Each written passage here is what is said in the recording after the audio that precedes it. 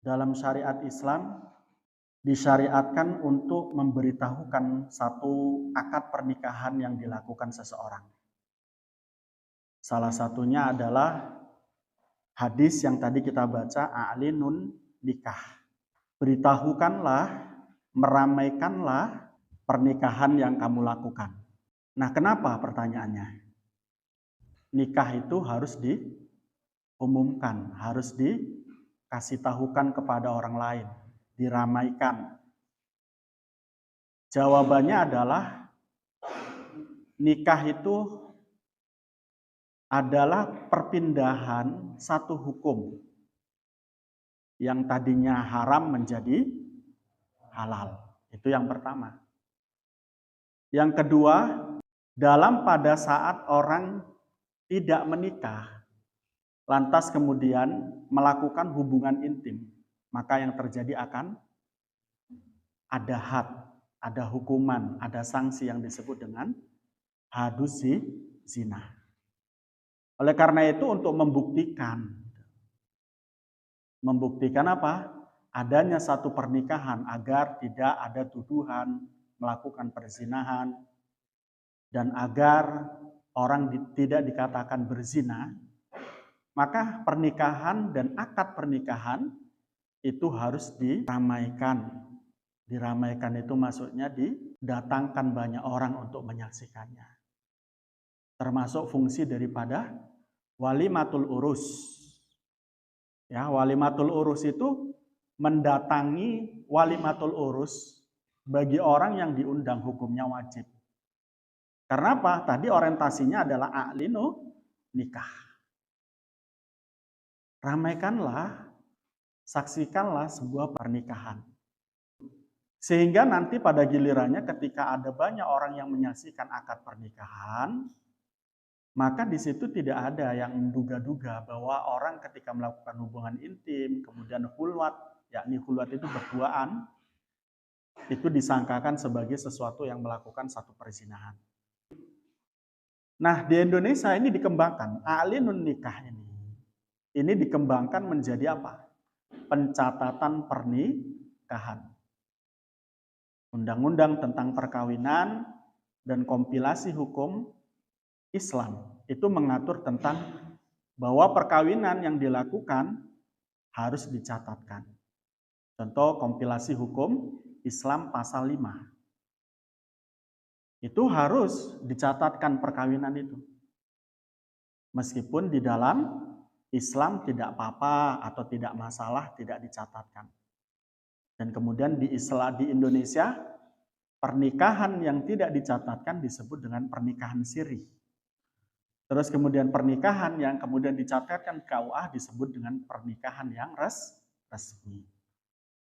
Nah, pernikahan resmi ini sejatinya adalah interpretasi dari sebuah hadis yang tadi kita baca, a'linu an-nikah.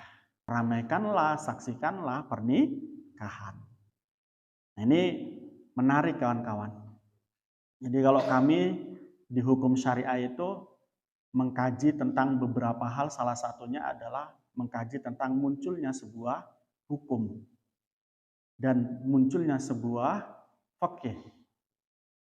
Bagaimana Anda ketahui bahwa ada istilah syariat, ada istilah fikih.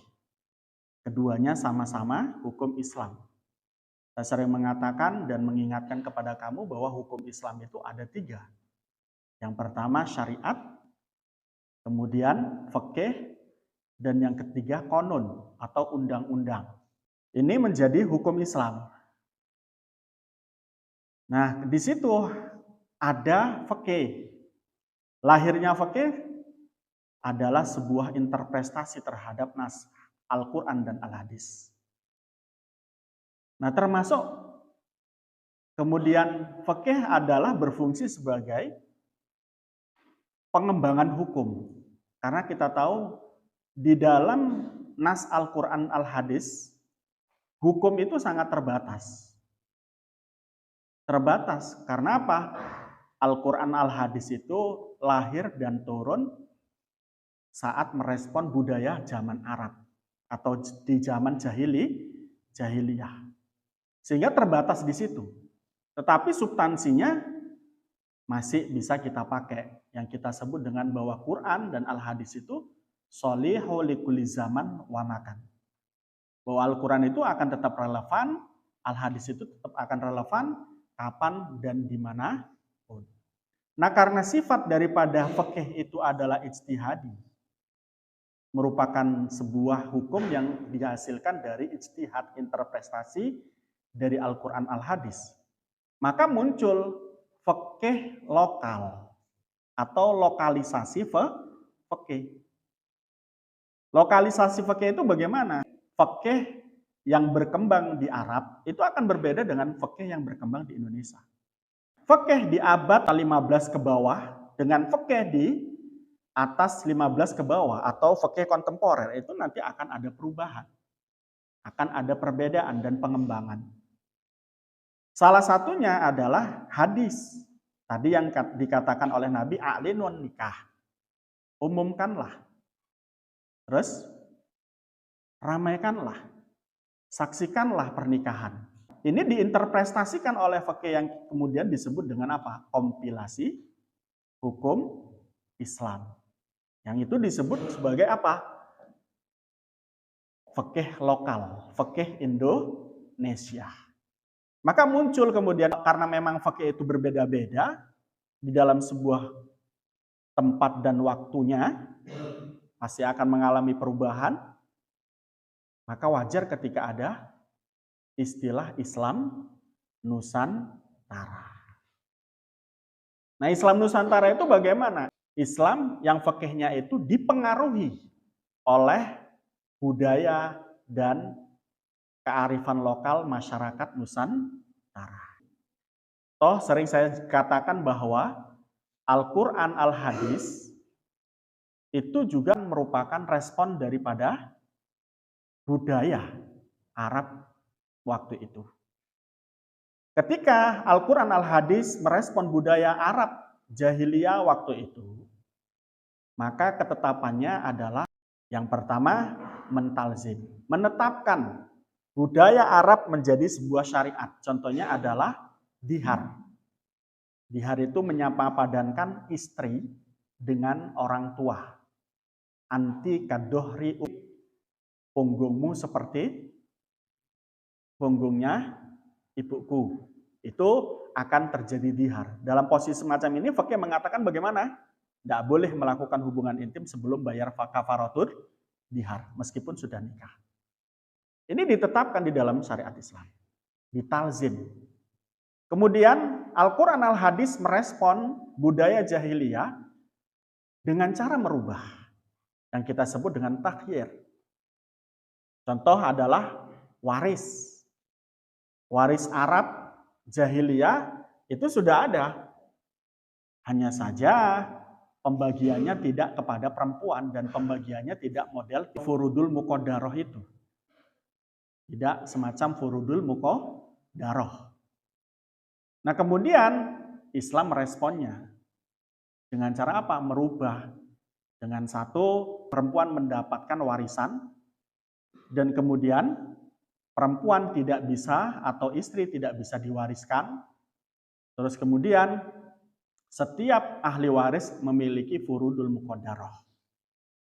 Ini yang ditakhir. Nah, kemudian ada yang ditahrim, diharamkan. Nah, apa itu yang diharamkan? Contohnya adalah kebudayaan berzina. Kebudayaan berperang. Ya, berperang itu diharamkan hakikatnya. Tapi kalau kita diserang, diperangi, ya kita wajib bahkan memerangi mereka. Kebudayaan apa? Minum khamar, ya, dan lain sebagainya. Itulah yang kemudian, kenapa kemudian muncul Islam Nusantara dan kemudian muncul fikih lokal. Paham? Nah, fikih lokal itu contoh yang paling konkret adalah kaul qadim dan kaul jadid. Di mana Imam Syafi'i ketika menjadi mujtahid di Baghdad dan pindah ke Mesir, itu ada pergeseran-pergeseran pendapat. ada perubahan pendapat mengenai sesuatu hal yang berbeda. Jadi wajar ya, wajar. Karena apa? Fikih itu akan mengatur sesuai dengan maqasidus syariah, dan maqasidus syariah itu akan berbeda-beda pada setiap tempat dan waktu, sehingga memungkinkan untuk berubah. Ya, tak? Oleh karena itu a'linun nikah tadi diinterpretasikan sebagai apa? Kewajiban mencatat pernikahan sebagaimana di dalam Undang-Undang Nomor 1 Tahun 74 tentang perkawinan dan kompilasi hukum Islam di Indonesia.